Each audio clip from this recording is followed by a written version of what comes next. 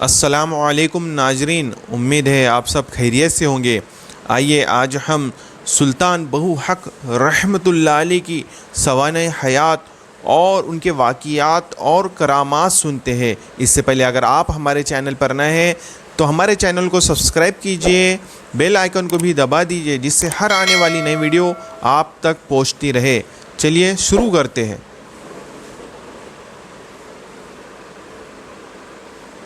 اعوذ باللہ من الشیطان الرجیم۔ پناہ مانگتا ہوں میں اللہ کی شیطان مردود سے۔ بسم اللہ الرحمن الرحیم۔ شروع اللہ کے نام سے جو بڑا مہربان نہایت رحم والا ہے۔ باٹم لائن کے ناظرین کرام، السلام علیکم۔ محترم ناظرین، ہم اپنی آج کی ویڈیو میں سلطان العارفین عاشق الصادقین حضرت سخی سلطان باہو سرکار رحمت اللہ تعالی علیہ کی زندگی کے چند واقعات آپ کے ساتھ شیئر کرنا چاہتے ہیں، جو یقیناً آپ کے لیے دلچسپی کا باعث ہوں گے۔ سینے وچ مقام ہے قیدا، مرشد گل سمجھائی ہو، اے ہو سا جو آوے جاوے ہور نہ شے کائی ہو، اس نو اسم العظم آکھن، اے ہو سر الہی ہو، اے ہو موت حیاتی باہو، اے ہو بھیت خدائی ہو۔ ناظرین کرام، برصغیر پاک و ہند میں دین اسلام کی ترقی کا راز اولیاء اعظام کی کاوشیں ہیں، جنہوں نے اپنی زندگیوں کو دین اسلام کی ترقی اور ترویج کے لیے وقف کر دیا۔ یہ انہی کی ہی دن رات کی محنت کا ثمر تھا کہ حضور نبی کریم صلی اللہ علیہ وآلہ وسلم کی تعلیمات اور اللہ عز و جل کا فرمان برصغیر پاک و ہند کے کونے کونے میں پہنچا۔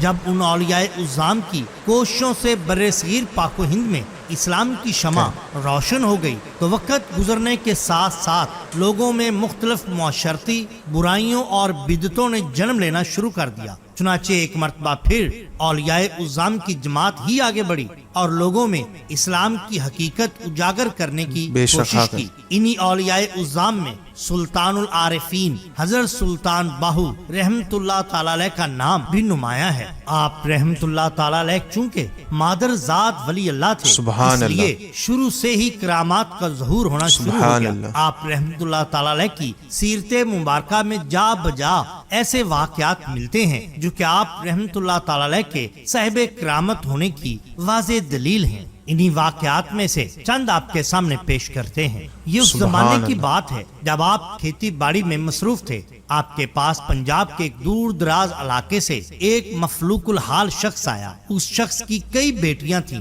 جو کہ شادی کے قابل ہو چکی تھیں۔ وہ مفلوق الحال شخص چونکہ خاندانی تھا، اس لیے اپنے خاندان کی عزت کی خاطر صاف ستھرا لباس پہنتا تھا، جس کی وجہ سے اس کے علاقہ کے لوگ اس کی مالی آسودگی سے واقف نہ تھے۔ اس کی ظاہری حالت کو مد نظر رکھتے ہوئے خاندان کے کئی لوگوں کی طرف سے اس کی بیٹیوں کے رشتے آتے تھے، لیکن وہ اپنی مالی حالت کی وجہ سے اس قابل نہ تھا کہ ان کی شادی کا انتظام کر سکتا۔ ایک روز وہ تنگ آ کر کسی بزرگ کی خدمت میں حاضر ہوا اور عرض کیا، حضرت میرا تعلق سادات خاندان سے ہے اور میں نے بہت اچھا وقت گزارا ہے، لیکن اب سفید پوشی کے علاوہ کچھ باقی نہیں بچا۔ لوگ سمجھتے ہیں کہ میں مالدار شخص ہوں، مگر حقیقت تو یہ ہے کہ 2 وقت کی روٹی بھی مشکل سے میسر ہوتی ہے۔ میں اپنی زندگی گزار چکا مگر بیٹیوں کا بوجھ برداشت نہیں ہوتا۔ قرض خواہ ہر وقت دروازے پر کھڑے رہتے ہیں۔ اب آپ ہی میرے حق میں دعا فرمائیے کہ اللہ عز و جل مجھے اس مشکل سے نجات دے۔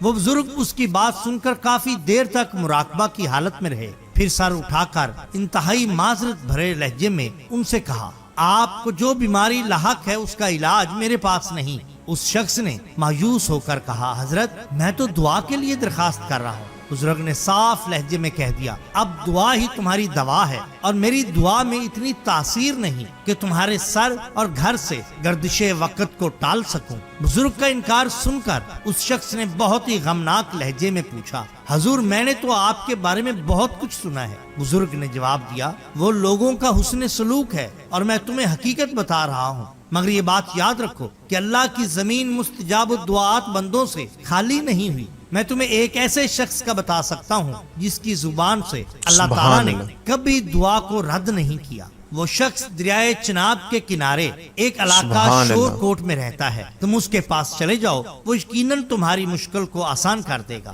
مایوسی کے بادل چھٹ گئے، وہ شخص حضور سید العارفین سبحان حضرت اللہ۔ سلطان باہو سرکار کے پاس حاضر ہوا اور اپنا سارا ماجرا بیان کر دیا۔ اس وقت حضور کھیتوں میں ہل چلا رہے تھے۔ اس شخص کی نظر جب آپ پر پڑی تو دل میں کہا، یہ تو خود پریشان حال شخص معلوم ہوتا ہے، میری مدد کیا کرے گا؟ یہ خیال آنا تھا، ابھی وہ شخص ایک قدم بھی نہ پلٹا کہ حضرت سلطان باہو کی آواز آئی، اے سید، اتنا طویل سفر بھی اختیار کیا، موسم کی سختیاں برداشت کی، پھر بھی ہم سے ملے بغیر ہی واپس جا رہے ہیں؟ یہ سن کر وہ حیران رہ گیا، فوراً ہی اپنے گھوڑے کی پوچھ سے نیچے اترا، فرمایا، سید، آپ میرا ایک کام کرو، میں آپ کا کام کرتا ہوں، اس لیے کہ کام کا بدلہ کام ہوتا ہے۔ اس شخص نے حیران ہو کر پوچھا، شیخ، ایک سوالی آپ کے کیا کام آ سکتا ہے؟ آپ نے فرمایا، جب تک میں کام سے فارغ نہ ہوں آپ نے بس میرا حل چلانا ہے۔ اتنا فرمانے کے بعد آپ ایک طرف کو چلے گئے۔ وہ سید زادہ اس سوچ کے ساتھ حل چلانے لگا کہ حضرت اس قدر کشف کے مالک ہیں، میرا کام ضرور کر دیں گے اور میں یہاں سے خالی ہاتھ واپس نہ جاؤں گا۔ کچھ وقت گزرنے کے بعد حضرت سلطان باہو تشریف لائے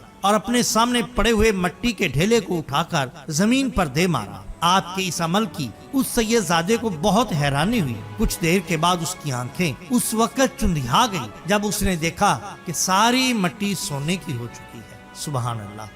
بالکل اسی طرح بیان کیا جاتا سبحان ہے کہ اللہ، حضرت سبحان سلطان اللہ۔ العارفین حضرت سخی سلطان باہو رحمت اللہ تعالی کے ایک خلیفہ تھے جن کا نام کرم تھا، لیکن لوگوں میں وہ بڈھ کے نام سے مشہور تھے۔ وہ سرکار کے آستانہ عالیہ سے ذرا فاصلے پر مقیم تھے۔ انہوں نے اپنی خانقاہ میں ایک مٹی کا پیالہ رکھ چھوڑا تھا۔ جو بھی حاجت مند اپنی حاجت لے کر آتا، آپ اسے کہتے کہ اس مٹی کے پیالے میں ایک چیتل ڈال دو۔ چیتل اس وقت کی کرنسی کا نام ہے، گویا ایک پیسہ ڈال دو۔ حاجت مند اس میں پیسہ ڈالتا، آپ ایک مخصوص وقت میں مراقبہ فرماتے اور دعا کرنے کے بعد اسے کہتے کہ جو تمہاری مراد پوری ہوگی، اور اگر مراد پوری نہ ہوتی تو اسی شخص سے کہتے کہ اپنا پیسہ واپس سبحان لے۔ اللہ۔ ایک بار ایک سادات خاندان آپ کے پاس آیا۔ ان کے ایک لڑکے کو بے گناہ ہونے کے باوجود پھانسی کا حکم ہو گیا تھا۔ سرکار نے فرمایا کہ پیسہ ڈال دو۔ پیالے میں انہوں نے ویسا ہی کیا۔ مراقبہ کے بعد سرکار نے فرمایا کہ پیسہ واپس لے لیں، مطلب آپ کی منت پوری نہ ہوگی۔ وہ پریشان ہوئے اور کہنے لگے کہ ہم آل نبی صلی اللہ علیہ وسلم اور اولاد علی کرم اللہ وجہ الکریم ہیں، آج آپ اللہ کے قریب ہیں، دعا کریے کہ ہمارا بے گناہ بیٹا بری ہو جائے۔ آپ نے فرمایا